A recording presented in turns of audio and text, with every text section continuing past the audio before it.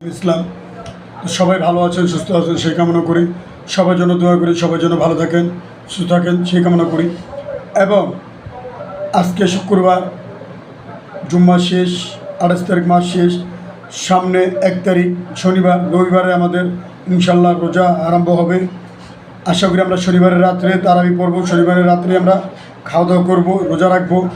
এবং যারা গরিব দুঃখী মানুষ আছেন সবাই রোজা রাখবেন, 5 ওয়াক্ত নামাজ পড়বেন।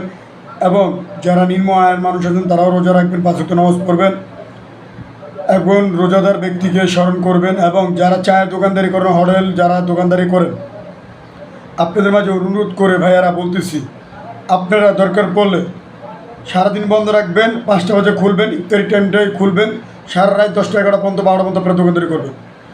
রোজার টাইমটা আপনারা দয়া করে চায়ের দোকানদারগুলো বন্ধ রাখবেন।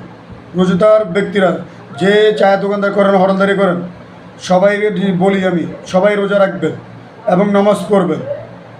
কিন্তু আপনারা এই যে হোটেল খুলবেন না, ইফতারি টাইমে খুলবেন, বেচাকেনা করবেন, শেষ।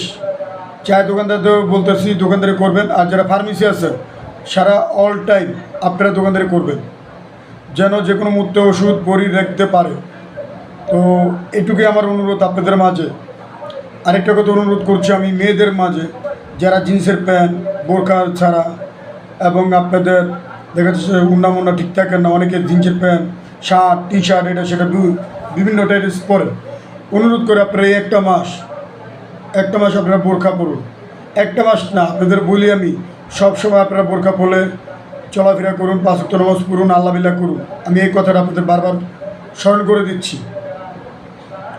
এবং আপনাদের মাঝে আরও কত কথা আছে, যারা রিক্সা চালক, অনেকে রোজা রাখবেন, অনেকে রোজা রাখতে পারেন না, তারপরও আপনারা আশা করি নামাজগুলো কামাই দিবেন না, নামাজগুলো পড়বেন।